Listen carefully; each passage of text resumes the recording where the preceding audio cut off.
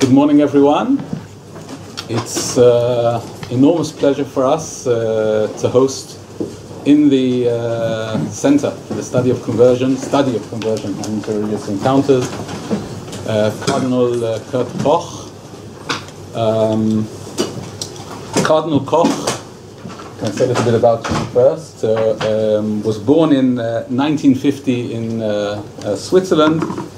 He later studied theology at the Ludwig Maximilians University in Munich and at the University of Lucerne. He graduated in 1975 with a Doctor of Theology degree and was ordained to the priesthood in 1982. That's what we discovered. I hope that's correct.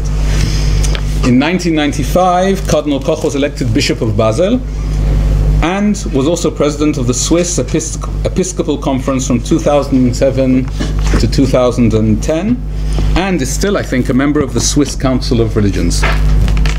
In 2010, Cardinal Koch was appointed president of the Pontifical Council for Promoting Christian Unity by Pope Benedict XVI, working towards ecumenism, the initiative by the Catholic Church to foster closer relationships between the different Christian denominations. In this capacity, he's also the president of the Commission of the Holy See for Religious Relations with the Jews. Cardinal Koch is also a member of the Congregation for the Oriental Churches, maintaining contact with the Eastern Catholic Churches, and he told me just now when we were sitting that one of their meetings was with the Patriarch of the Greek Orthodox Church in the days that he's been here. He's also a member of the Pontifical Council for Interreligious Dialogue, a member of the Congregation for Catholic Education, responsible for universities and educational institutes, so it's good to have you here with us, and a member of the Congregation for Bishops, which oversees the election of most new bishops in the Church. Cardinal Koch was also one of the electors who participated in the 2013 papal enclave that elected Pope Francis.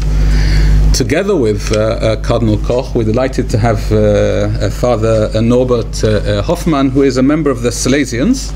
Right? For those of us who don't know or need a reminder of who the Salesians are, right? It's an order that was founded in the 19th century by John Bosco, yes. Right? To help. Here in the land is Cremison wine produced by Salesians.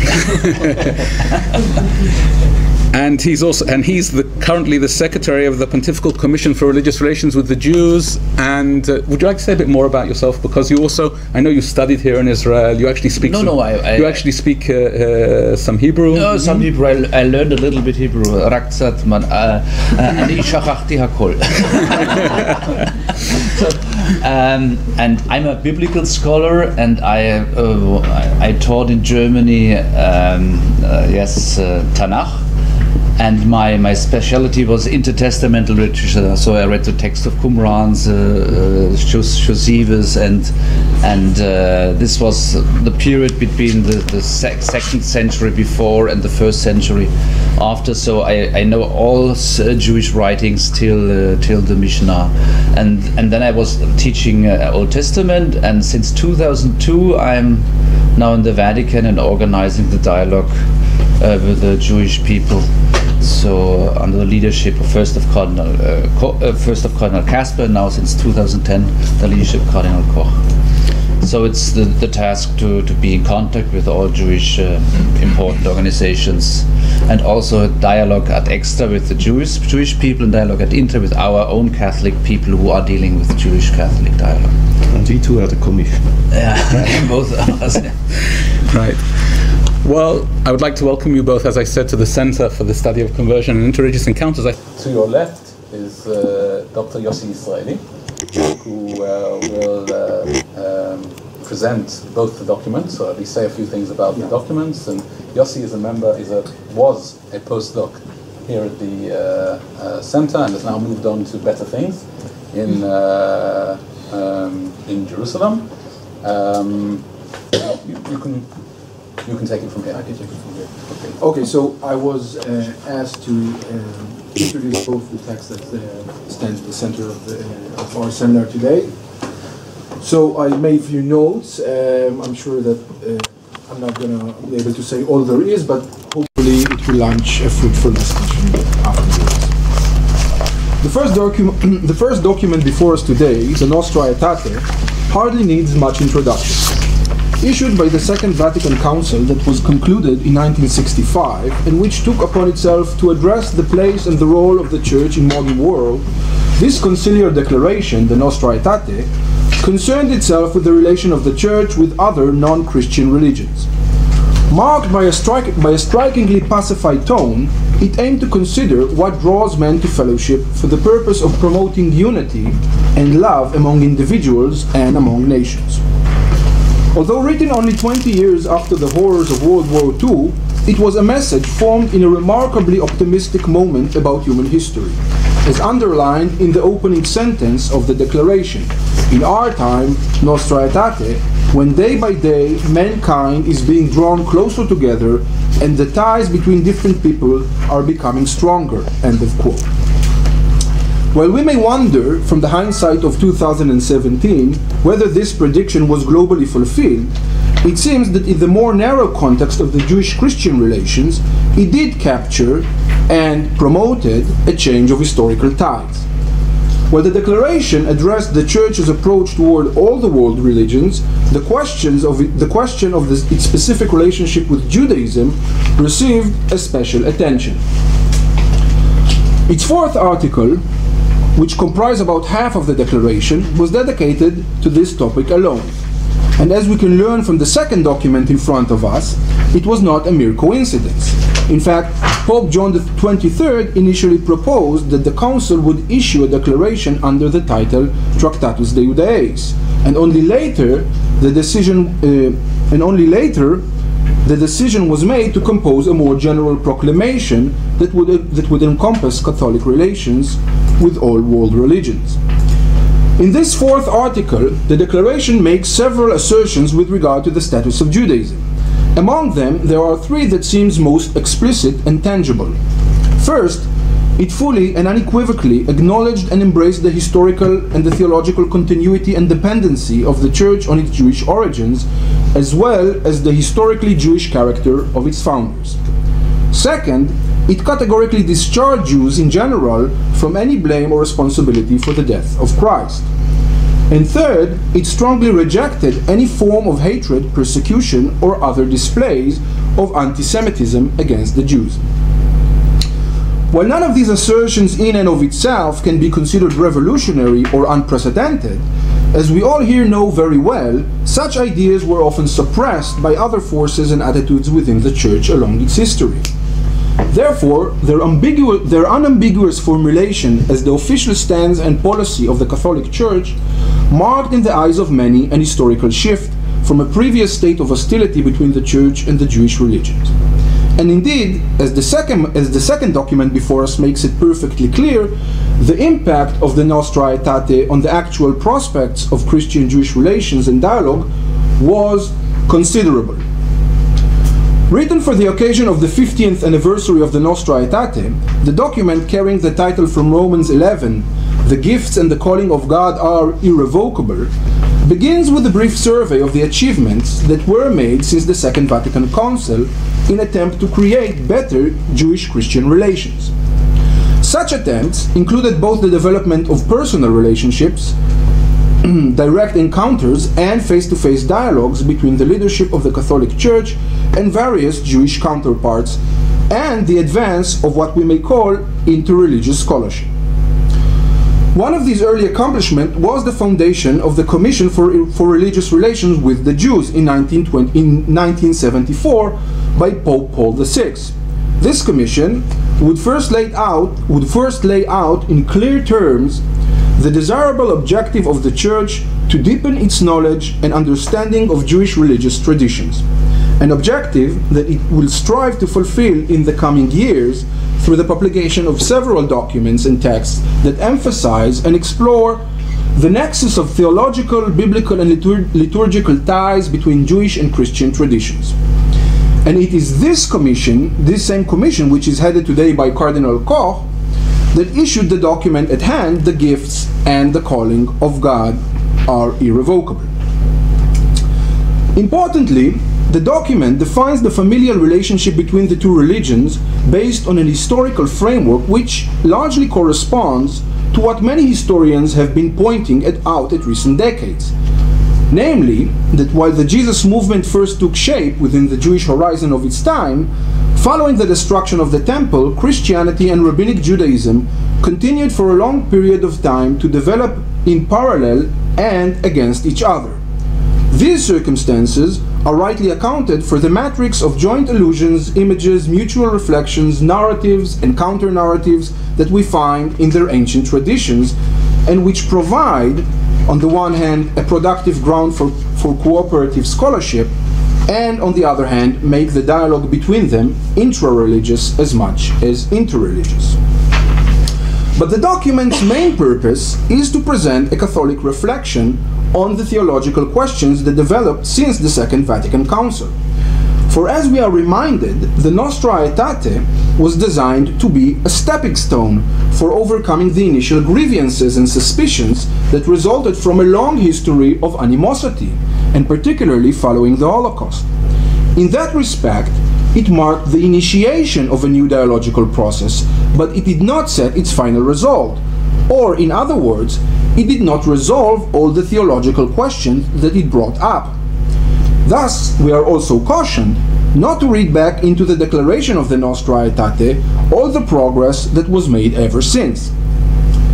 As we read this reflection, it appears, however, that its primary concern did not regard any of the three assertions of the Nostra Aetate that I mentioned before, but rather other issues that were brought up more subtly, like the question of the mission to the Jews.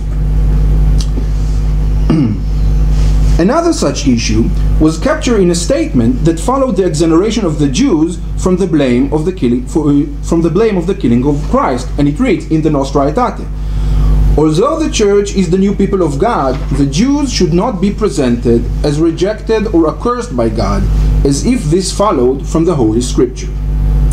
This statement in the Nostra Aetate, together with few others, seemingly intended to undercut sentiments relating to what is often called replacement or supersession theology. That is to say, the idea that the establishment of the Church marks a break in salvation history, in which God has forsaken Israel and dissolved the old covenant, replacing it with a new one. The alternative approach would stress and emphasize the strings and the channels of continuity between the old and the new covenants, presenting them as counterparts of the same history of human salvation. As far as this was the message that the statement in the Nostra Aetate aimed to convey, it is fully embraced by the reflection written 50 years later. In fact, it is significantly reinforced, as we can see even by the quote in its title, which reiterate this point exactly, that the gifts and calling of God are irrevocable, a quote that already appeared in the Nostra Aetate but now was elevated into the fore of the stage. However, what does covenantal continuity means exactly is a question that may have very different answers and that carry high theological stakes.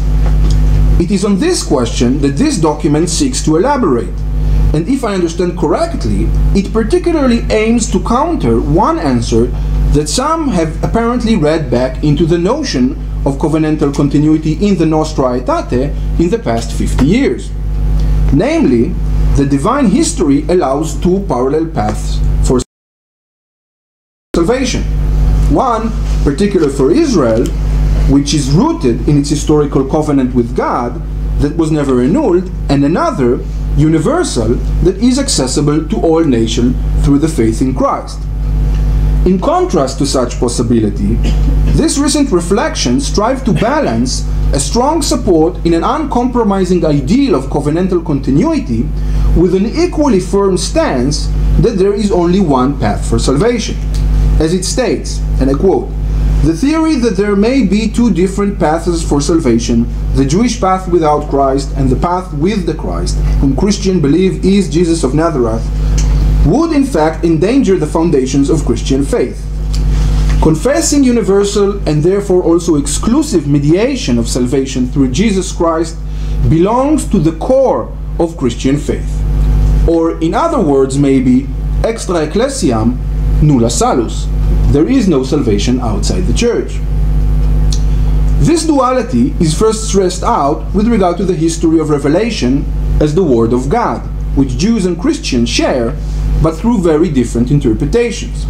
If God's gifts are irrevocable, what does it mean about the Jewish way of reading the Torah, which differs significantly from that of the Church? After all, if the Torah is the Word of God, as Christians affirm, it is surely irrevocable. Accordingly, we learn that when Pope Francis addressed in 2015 members of the International Council of Christians and Jews, he said that, I quote, "In seeking a right attitude toward God, Christians turn to Christ as the font of new life and Jews to the teachings of the Torah," end of quote. Apparently, this would make Judaism and Christianity two ways by which God's people can make the sacred scripture of Israel their own. In such a case, the Old Testament is theoretically left open for two different ways of understanding that allow access to God. Yet, on the other hand, we are reminded that God's will for salvation was universally directed already in the Old Testament, as promised explicitly to Abraham, "All people on earth will be blessed through you," and later, as prophesied by Isaiah, "In days to come, all the nations shall stream to the Lords of house." Thus, the conclusion is that there cannot be two ways for salvation, for, and I quote again, Christian faith proclaims that Christ's work of salvation is universal and involves all mankind. God's words take concrete form in each respective historical context, end of quote. This basic contradiction is encountered again with regard to the question of how the Old and the New Covenants stand in relation to one another. On the one hand, following the preeminency of divine promises, it is stated that the Old Covenant between God and Israel is again irrevocable. As God's fidelity is never repudiated, the New Covenant could not have annulled the Old one. It could only give a new dimension or meaning and open it to all nations. The conclusion must be then, and I quote, that the term covenant means a relationship with God that takes effect in different ways for Jews and Christians. Yet again, in contrast to that, a clarification follows that for the Christian faith it is axiomatic that there can be only one single covenant history, and that the new covenant is the final and definite one. So how can the church be the definitive place in which God's salvific action is taking place without Israel being repudiated? How can it still be claimed that it is theologically unquestionable that the Jews are participants in God's salvation? The answer given eventually is that this is a divine mystery, to which Paul attested by saying, "Oh, the depth of the riches and wisdom and knowledge of God! How unsearchable are his judgments, and how inscrutable his ways! For who has known the mind of the Lord?" It is therefore prescribed that Catholics should continue to focus on this highly complex theological question and try to find coherent explanations that could settle the two assumptions together, that salvation is only through Christ and that God never revoked his covenant with Israel. I want to conclude this brief introduction with mentioning one theological answer to this problem that was offered in the 14th and the 15th centuries in the writings of some Jewish converts who were grappling with a somewhat similar question. While they believed that salvation is attained through the faith of Christ, they were also convinced that Israel's mission and its particular covenant with God were never annulled. Their solution was that Israel's divine calling did not end upon its entrance to the church, but continued within it.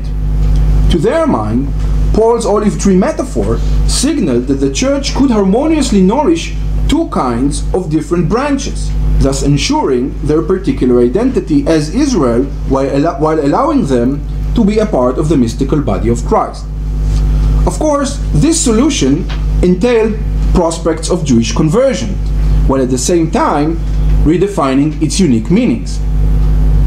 Given the profound historical, social, and political sensitivities that were set forth in the Nostra Aetate and continue to guide the Church efforts to establish better relationship with the Jewish world, I doubt if such a possibility can be considered today, and I'm not urging or encouraging it in any way.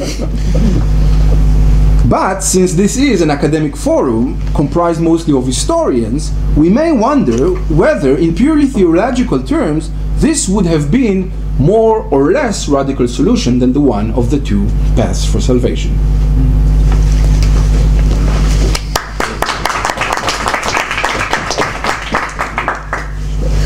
Thank you very much, Yossi.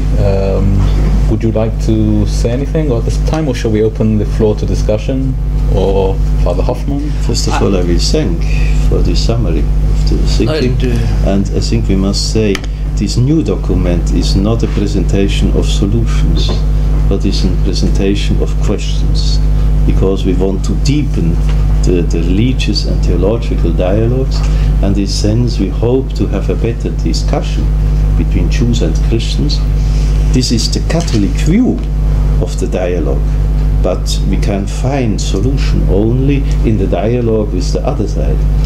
And the main question what we must discuss is how we can think together.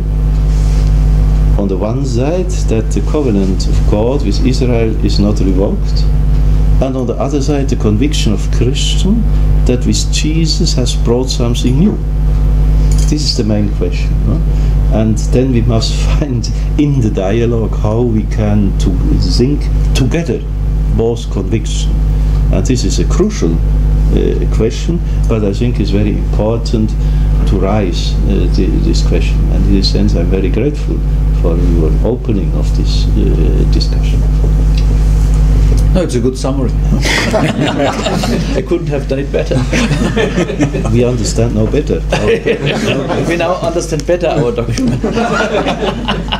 Actually, we know, all of us know very much from working with texts, and when we write articles or when we write studies and we send them out to the world and hoping that people will read them, we often discover that what we thought we wrote was something totally different from the way that people understood it. So it's actually interesting to hear how people understand what you've written. I found very interesting the quotation of the last proposal or a solution, because that was not in the document. This was your added you.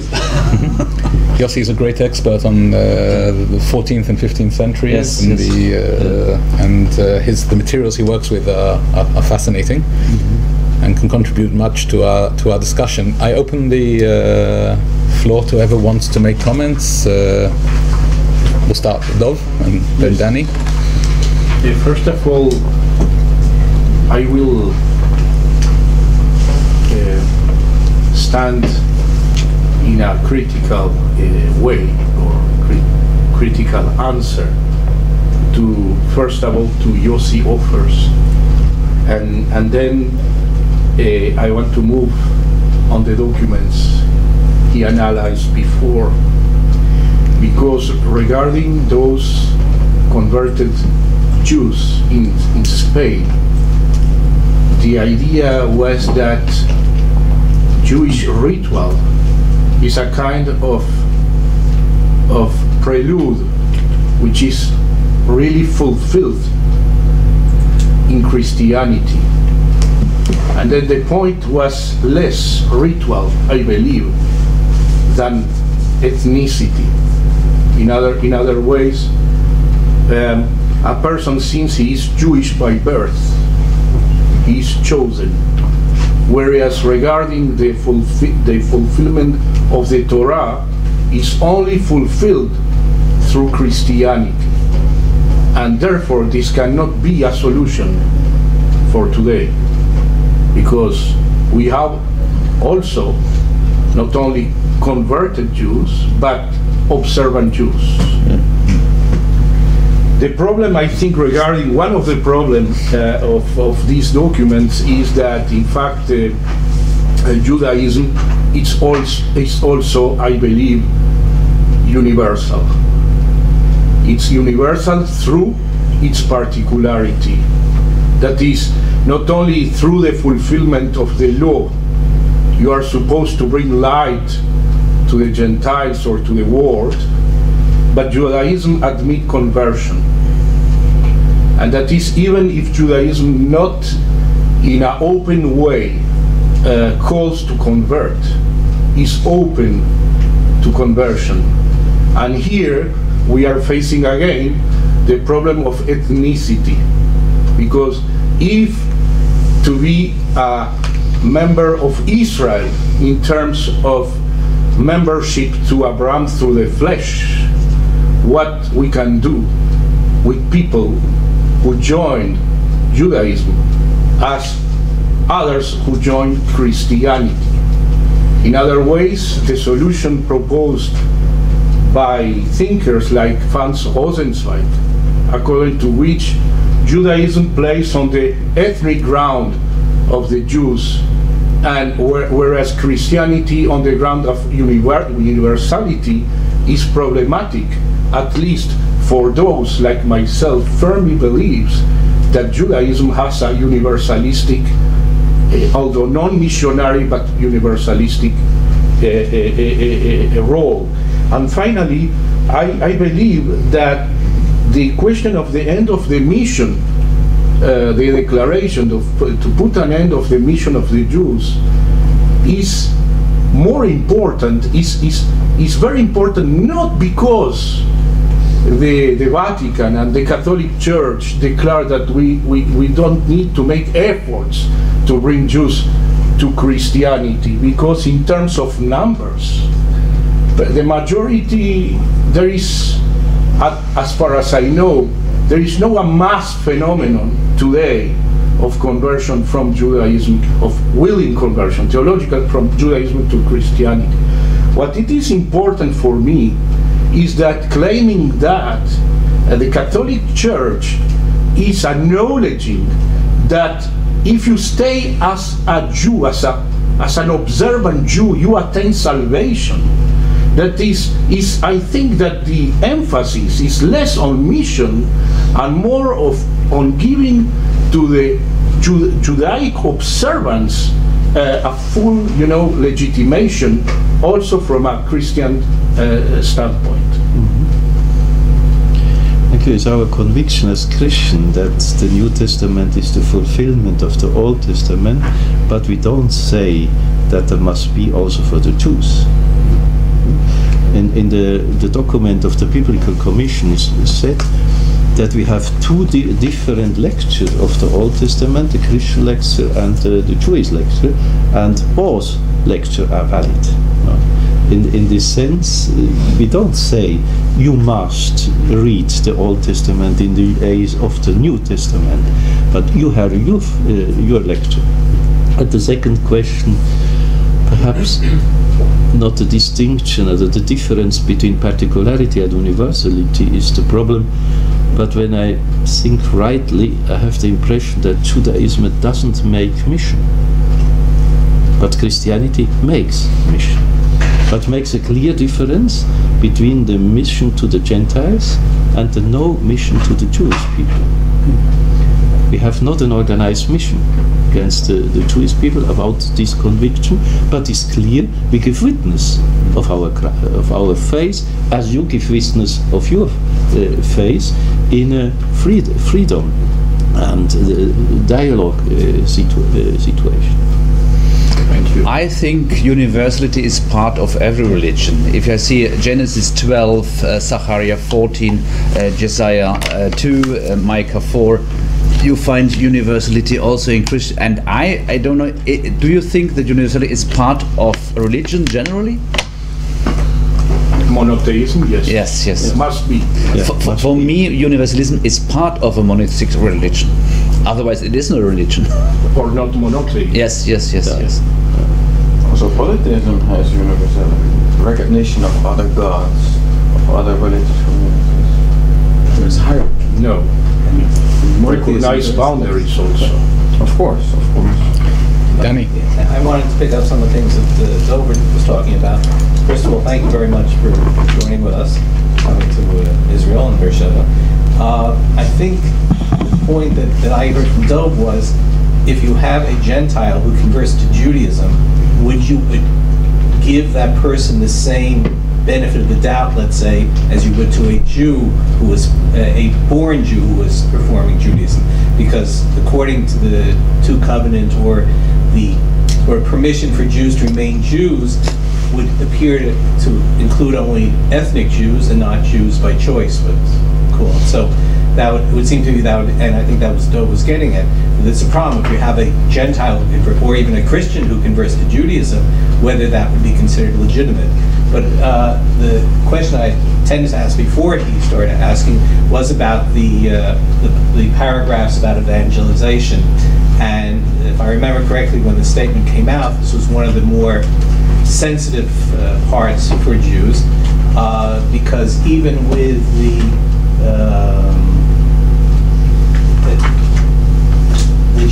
witnessing the faith in Jesus Christ, should do in a humble and sensitive manner.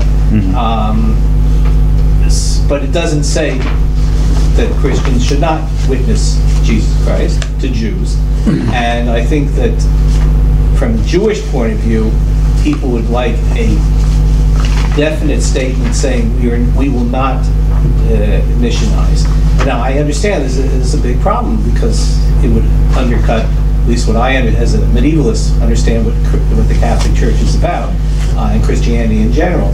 But I was wondering if you had any more thoughts about that section about evangelization in light of the discussions that were in the last couple of years after this statement was made. But I think a dialogue can only be a good dialogue when we don't avoid to say our convictions. When we enter in a dialogue, I enter as Christian and you enter as Jews. But then we share our conviction. And this means to give witness, not to give, to want to convert the other, but to give witness to one another and to find new ways for a better collaboration in the world and a better living together. I expect also from Jews that they are giving witness for the God of Israel, for their convictions, for the Torah. That's my expectation. In the statement, the paragraphs on evangelization are separate from the paragraphs on dialogue. So, in the Catholic Church, we have different terminology: evangelization, mission, giving witness. This is different for us. It's not one pot. I would like to address Dov with a question. Why do you speak only about observant Jews? What do you mean by this? I want to put on the table that not all the Jews are observant Jews. I mean, and we probably also have a part in the redemption or something. Also secular Jews. It's a factor, and yeah, we have to put it on the table. Yeah. We have also observant Catholics and non-observant Catholics. We have the same problem in our church. For us, baptism is important to become a Christian by baptism, not by birth like the Jewish people. And one more thing, thinking after Yossi Israeli about solution from the past, from the far past, I deal with medieval texts, and in the last 20 years I work on the writings of a person from Provence named Yitzhak Natan. He lived in Arles in the 15th century, and he wrote what I call the first Hebrew treatise or book about the 7 deadly sins. And it's a long manuscript about the 7. He actually took the theological idea of the 7 deadly sins and wrote an ethical work, a Jewish ethical work. He combined their Christian theological thinking with Maimonidean theology, etc. And he actually established an idiomatic phrase in this book, which is very important. He called it in Hebrew, I would say, Derech HaTorot, or the way of the laws, the way of the convents, if we can adapt it. And this is very important. The way of the two laws, together. He thought about this idiomatic phrase, and I think this expression can put on the table and lead us to some solutions about what we talk here. I think we can have two ways on earth. Our question is also an eschatological question. Have we on the end also two solutions or two ways of salvation? My hope is that the Messiah, that I believe that is coming in Christ, and your Messiah, that which you await, is the same. That's my hope. And in this sense, we have this eschatological question. I cannot say we have two different ends of the salvation. You know what Martin Buber said? He said, when the Messiah is coming, we are asking, are you here for the first time or the second time? And then he wants to stay close to him, whispering, he said, don't respond. Don't respond. But for the relationship with the Jews, for me, it's very important. Of course. That I can have this hope. No? Do you have a At the end, we are only one people. When we have two ends of salvation, we are two different peoples. And this is for me a problematic issue. There's only one God and one end. Do you have, by the way, Danny's first question was about what happens when a Christian converts to Judaism. Is that also legitimate from the point of view of the freedom of his conscience? Is it salvation? Is it salvational? Every humankind has the freedom to live the religion which we want. And when a Christian would become Jews, this is freedom. We are convinced that Jews are saved. Well, that was the question. The biological ethnic Jews, or also Jews by religion who are Jews by choice? That's on you, your definition. That's a question for you. How do you recognize when a Christian becomes Jew? That's not our issue. It's not such an easy thing to respond to, particularly not in today's world. Ola. No, I just wanted to follow up what the Cardinal Koch said about the Messiah, because I'm also working on medieval texts, and in a very nice text that is not very well known, but people here know about it. It's a disputation between merchants in 13th century Spain, Majorca, actually. The Christian who tries to bring the Jews closer to him make all kinds of bridges towards them, because he's a good merchant, and he knows that when you make a deal, you have to make some steps. Like Trump. No.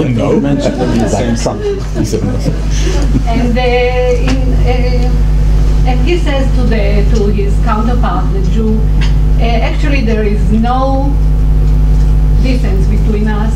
The only difference is that you believe that we believe, we the Christians believe that Messiah has already come, while you believe that he is yet to come. Yeah. But otherwise, everything is the same, and he even offers them a prayer that everybody can say, a very nice prayer, God of Abraham, Isaac, and Jacob, who made earth, and so on, and heaven, and is giving bread to all of us, a very nice short. And the Jews answer him, this is a very, very beautiful prayer, but we cannot say it, because what people will say, and what will they think about us, our brethren, the Jews. And this is what I think is the problem between what you call universalism, Yossi, and exclusivism. This exclusivism of Jews, of our religion, that didn't create a counterpart to the Nostra Aetate yet. There were some. I know what Michael Signal did, and I read all this stuff. But I think Jews are much more cautious, and rightly so, in trying to make a big step and say, well, there is another way to salvation. Salvation is very such a loaded yes, yes. word, term, but Jews are not so worried about that.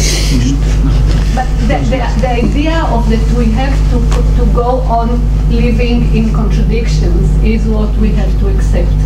That it will never be solved, and as we cannot know the future and what is waiting all of us, I don't see how we just have to go on talking. I don't see how we can find real bridges that will close the gap. The gap will always stay. It's not a pessimistic, it's an optimistic way of thinking.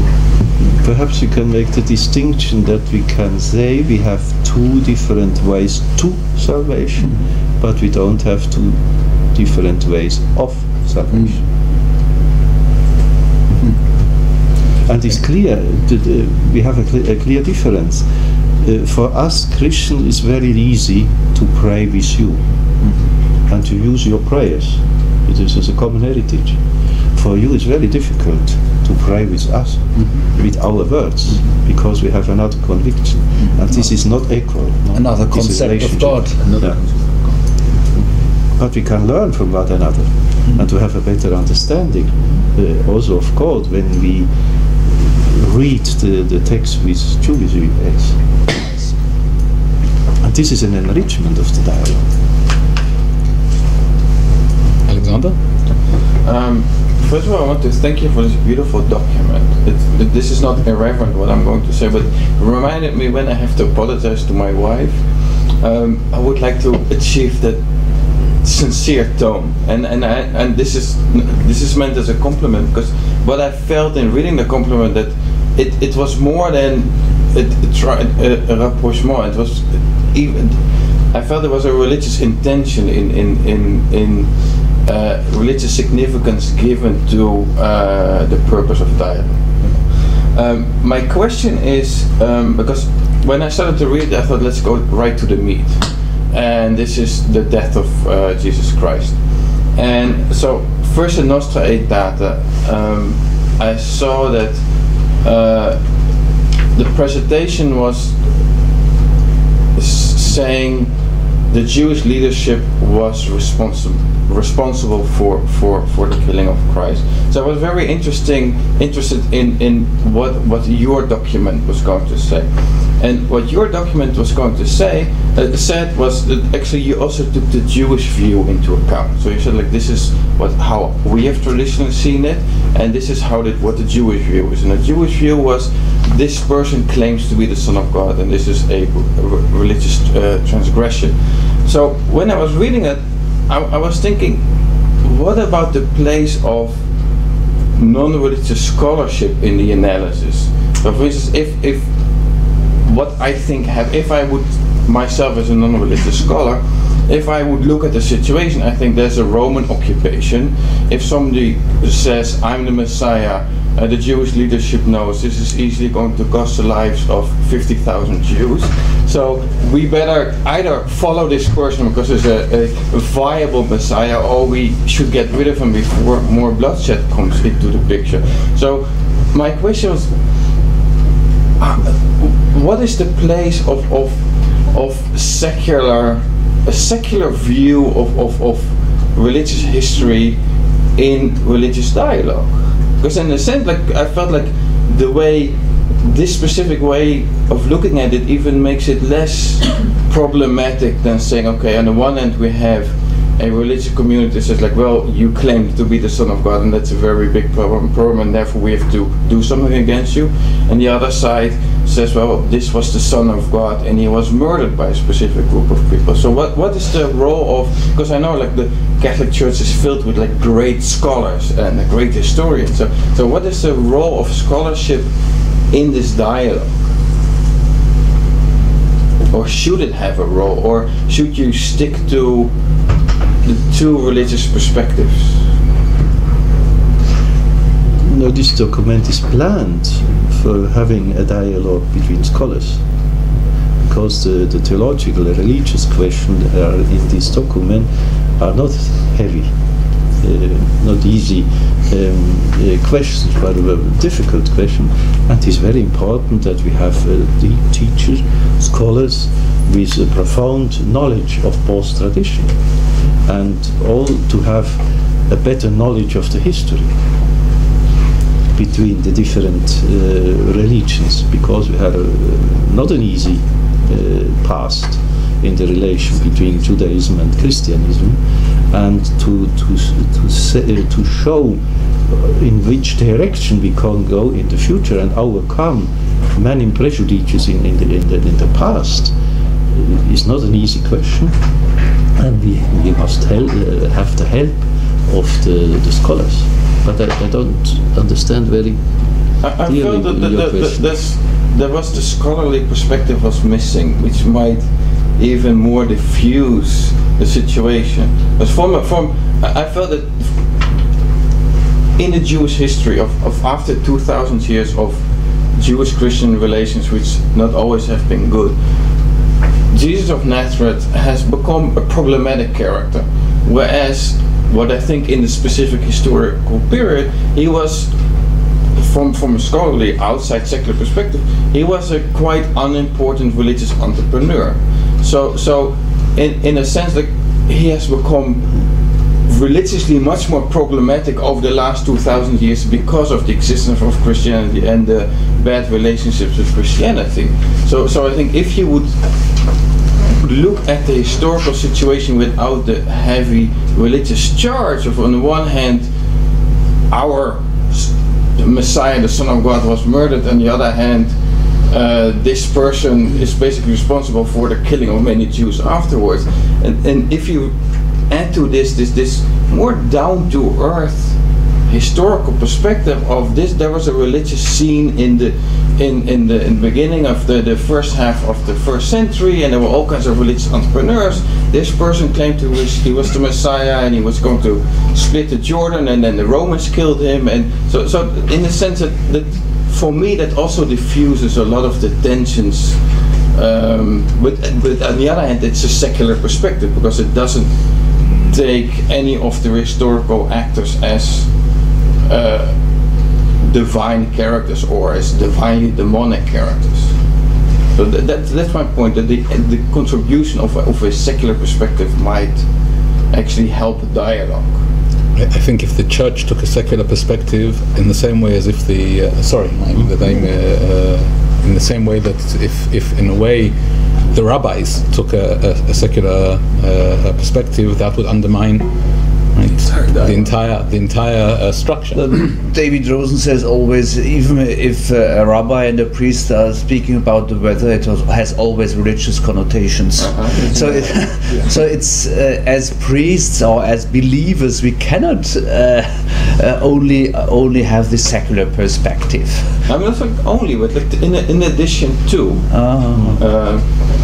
But what is said in the both document about the death of Jesus, that not the Jewish people is culpable for this, and not all the people in all the generation, is a result of a theological dialogue. And this is the most important issue that we must have. When we can have some help from a secular view for deepening this issue, it's very good. But first of all, we have a theological dialogue between believers. And that we have this result, and I think Pope Benedict XVI had explained very clearly in his Book of Jesus. And many Jews have said, we are very grateful for this issue. But this is a religious view, it's not a secular view. Please go. Reading the text, I was so interested on the theological problem about how it is possible that Jewish people advance to salvation without recognizing, without not admitting Christ as God. And I was thinking about maybe this is a Greek problem. Maybe this is a philosophical thought problem in a Semitic tradition. And I was thinking also in Ibn Arabi, he has a similar problem to this, how Islam accepts Christianism, how accepts Judaism. The solution of Ibn Arabi is yes and no. It's accept that it's something very similar that you say on the point 25 in the text. God's word is one single and undivided reality, which takes concrete form in each respective historical context. Ibn Arabi is working all the time on a multi-perspective view. God is one, but his revelations are multiple. Yeah. So it's, I think maybe this kind of Semitic perspective could be a solution for the Catholic problem, that mystery. It could be accept that that there's no problem between. There's not a problem at Christ as a universal salvation, and at the same time it could be another path to salvation, as you said before. It's not really clear the question. No, I wasn't maybe clear. I didn't express. I'm sorry. It's okay. You. I will try to. Think about how you want to phrase the question, and I mean, Dov wanted also to ask something again.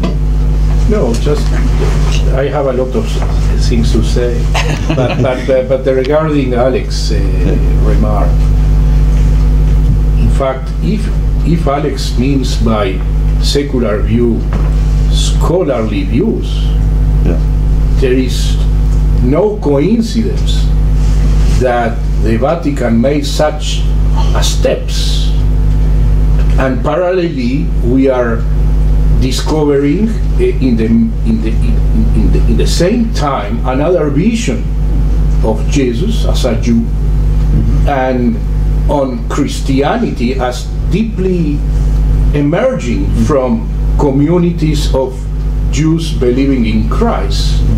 And very probably there is a kind of, I will say, interaction between the scholarly world and the religious world, and is probably not only as a merely result of Holocaust, anti-Semitism, etc., but is also the consequence of what scholarship and science are offering us. Yes, if we compare that with scholarship regarding Jesus and the beginning of Christianity in Germany in the 19th century, you will find exactly the opposite, a kind of Marcionite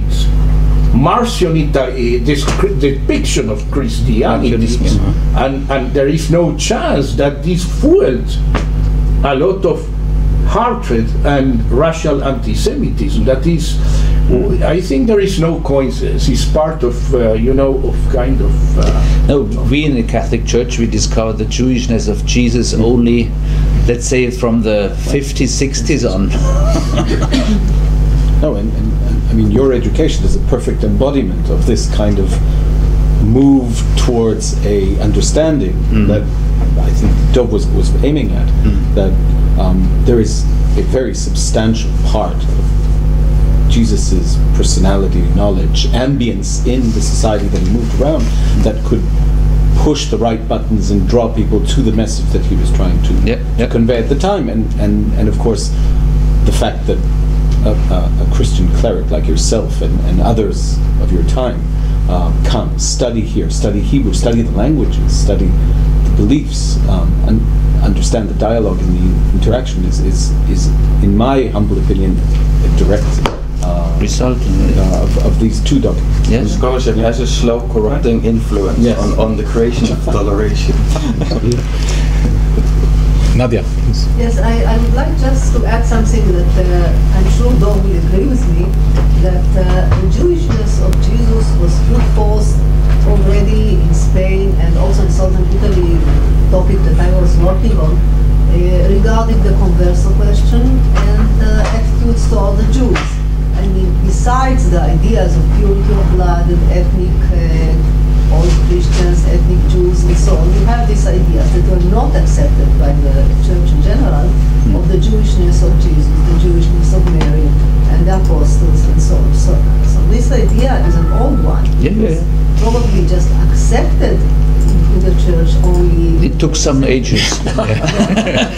Yes, but it's not a new idea. Then it's not a new, but it took some ages. Nostra Aetate is a very new beginning of the relation between Jews and Christians. I also have a couple of questions, if possible. I'd like to ask something about first of all, about the status of the document from 2000 and 2015, because Nostra Aetate was a conciliar decree, and the document in 2015 is only a Vatican document. Right. What does that mean regarding its standing as a theological statement? Because I think, I mean, again, my reading, as has already been suggested here, is that some of the theology here is quite radical in in the change, right, that it expresses. And so my second question is also, how has this been accepted within the Catholic Church? Right? Has there been debate? Has there been acceptance? How is it seen within if at all? Within the and I tell you a small anecdote just to about Nostra Aetate. I many years ago I made a pilgrimage. I did to Santiago de Compostela. Right? I walked to Santiago de Compostela, and on the way I met a lot of priests, right, in the northern part of Spain, and we developed, we had conversations and whatever, and I mentioned, and when I told them that I was Jewish, right, their immediate reaction was pretty negative, right? And it didn't seem that they had even any notion of Nostra Aetate, right? And what the Church had decided at the Second Vatican Council. Santiago was also a Jew. Well, that came as a shock to them. But yes, no, I told them I was a Jewish Israeli on a pilgrimage to a Jewish grave, but that didn't go down so well. But so what I'm asking is again the status of the theological. What is this a theological change which is accepted by the well, what's its status, in other words, theologically? And two, what has been the reaction beyond the boundaries of the Vatican? It's clear that both documents have not the same level. Nostra Aetate is a declaration of the Council. This is a document of our Pontifical Council. But by beginning of this document, I asked the Pope, Benedict XVI, just and after Francis, that we can do this document. He said, yeah, it's very important to do it. Then we have elaborated this document, and then was approved by the Congregation of Doctrine of Faith. And then the Secretary of State. The Secretary of State, as well as a clear authority of the Church. Is not only a discussion paper of our Pontifical Council, but is a voice of the Church. And we must have time that the people read the text and discuss the text. I think the main reaction that we have are both sides. One side that you don't accept both two ways of salvation, and of the other side they don't impose the evangelization mission between the Christians. We have reaction of both sides, extremists, and this shows that this question is very, very difficult and sensitive. Controversial. Even within the Church. Question, and we have movements in our Catholic Church that doesn't accept Nostra Aetate. Right. For instance, the movement of the Fraternity of Pius X. They don't accept interreligious dialogue, ecumenical dialogue, religious freedom. It's the same on the Jewish side, the Haredim. I don't think that they're so ready for dialogue. All have her extremists, and sometimes I have the impression that the extremists have just find a better unity than the other people in the churches. No, for explanation, we have the magisterium in the Catholic Church, and only texts who are signed by the Pope or promulgated by the Pope are the magisterium, and all the texts of the Second Vatican Council are signed by the Pope. And even today, you have the clear, let's say, the doctrine of the Catholic Church is always signed by the Pope.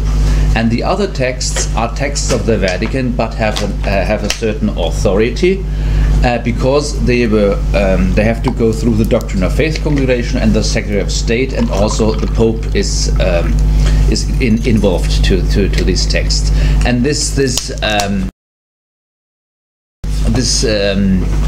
document has the same authority as the other documents of our commission. Some people who were not didn't agree to this document said, but yes, in the preamble you read that it's not a magisterial document or doctrinal teaching of the Catholic Church, so it's not so valid. But it's not true. It has the same authority as the other texts. And yes, there are discussions within our church, as the Cardinal said, but my impression was that most of the people were very happy about this document. So there were only some negative voices, and most of the people, that's my impression, even if there are discussions, even we have also our extremists in our Catholic Church, but the main attitude was positive, I think. But we must promote a better knowledge in our church, and we have different ways, not only documents, we have also promote to introduce a day of Judaism. On 17 January, the first day before the week of prayer for unity between the Christians. And this is very important that we have this better knowledge, not only in reading of documents, but also for praying for the Jews. No, for you not to know, in Italy, in Poland, in Austria, in Switzerland, and in Netherlands, the Bishops' Conference organized a day of Judaism. So the 17th of January in Switzerland, it's always the second Sunday of Lent. So to promote Jewish-Catholic relationship and to see that Christianity has Jewish roots. Yeah, I'm interested. Sorry. No, please go ahead. I'm interested in this aspect of gaining knowledge through participation, because you said you would also take part in Jewish prayers, or it would be easy for Christians to take part in Jewish rituals. How is it the other way around? Would you allow Jews or adherents of other religions to take part in Catholic rituals? Like, I mean, the issue with the Holy Communion is something which is slightly problematic. And then also, from the perspective of academics, I find it difficult, because I think there is always a limit to participation. I think we know from education it's important that we have to participate in order to understand, or at least for me as an anthropologist, participant observation is something very important. It's not all intellectual, or knowledge is not all to be verbalized. There is embodied knowledge, and to participate means also to have an emotional and experiential level of understanding. So, it's clear that the Jews can participate in our prayer. They cannot participate in the Eucharist, because the condition for after communion is the baptism. The Eucharist is the intimate liturgy of Christians. The basic of all is the baptism. We cannot. When you will receive the communion, you will become Christ, a Christian, and we cannot say you must become a Christian. No? In this sense, we have this clear limit. But when you want to participate in a liturgy, this is possible. You can always be a guest. I can be a guest in the synagogue. You can be a guest in a... But my experience is that the Orthodox Jews, they don't enter a church, or they don't participate in a Christian service. Yeah, I think it's always the two sides. I mean, it's what individuals feel comfortable with, but also what the church or the authorities of another religion would allow. And I think, like, for me as an academic, I mean, I work on Islam, and then it's the question, do I have to participate in the fasting of Ramadan in order to understand the sense of community or the feeling of hunger and whatever, but where is the limit of participation? And also regarding this aspect of mission, for me, I had always, like, working on Islam, the feeling that what is participation for me as a research method, what I do in order to understand, is for my research participants something where they have the hope that I will convert. So of course they continue to invite me because they have the permanent hope that I would convert. If you invite adherents of other religions to Catholic rituals, is there also this, will there always be the hope of conversion, or is it a purely visiting undertaking? There are guests. Yeah. There are guests in our prayer, and there's a freedom what they want to do. When they cannot pray with us, it's your freedom. When you want to pray with us, some prayers, it's your freedom. But we don't invite to our liturgy for convert the other, but I think for have a better knowledge of our religion. Because to have a better knowledge of another religion is not only an intellectual issue, but it's also an emotional issue. And I can have a better knowledge of a Jewish people when I see how Jews pray. And on the other side, when you want to know what believes a Christian, you can participate in a prayer, but we don't have the attention that you must convert. We must be very, very sensitive. I have yesterday said an experience by liturgy of funeral. And the priest has invited all people to come to the communion. On my side was a Jew, and there was many trouble. When I invited, I will go, but I cannot have the communion. I have resolved the problem that I was on the place by the Jews, and I go not to the communion to reserve the Jews. We don't have a proselytism. To give witness is the contrary of to make proselytism. We're coming towards the end of the session. Dov, you want to? There's still time. Very quickly to say that I think that we have to take in mind that there is no possibility to have a symmetrical dialogue between Jews and Christians, because Judeo-Christianity is a must according to Christian theology, but according to Jewish theology is a non-existent theological point, even a very existent sociological, historical and cultural point. Then the question of participation as of dialogue could be never be expected as symmetrical. What I believe an observant Jew must acknowledge is to give respect to others, including to Christians, but without taking into consideration this kind of idea of elaborated by St. Paul in Romans 11, because there is no tree, there is no grafted tree in rabbinical Judaism. There is only one tree. It's the fulfillment of the Mosaic law turns to be a tree of life by itself. And then we must acknowledge that this dialogue in such an undifferentiated way is impossible.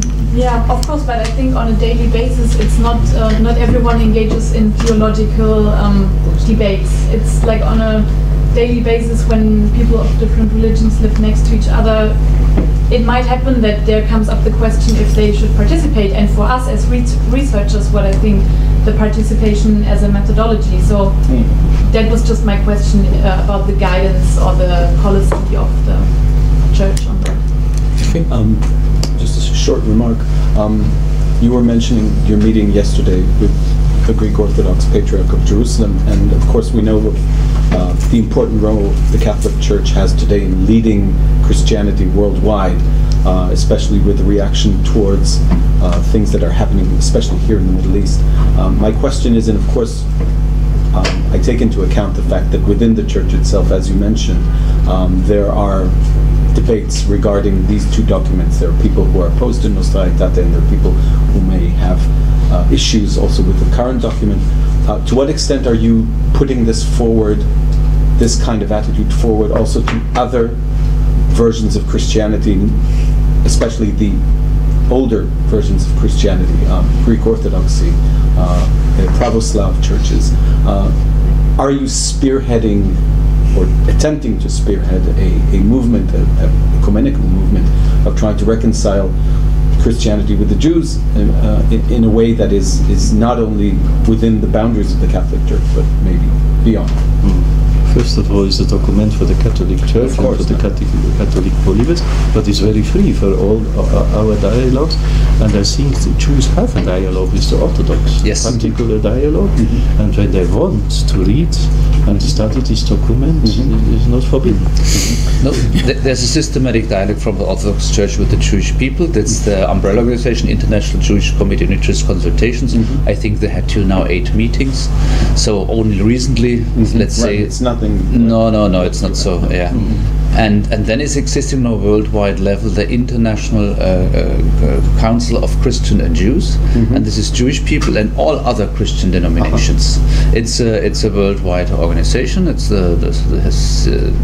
it's in Germany based, but they have 34 countries. They are participating in this organization, International Council of Christian Jews. So Christians, all denominations, and Jews.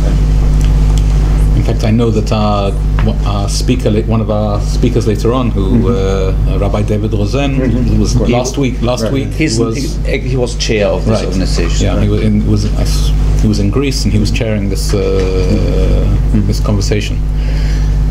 Cardinal Koch, I would like to thank you for participating in our Father Hoffman, of course, for participating in our seminar. I'd like to thank Yossi for his presentation.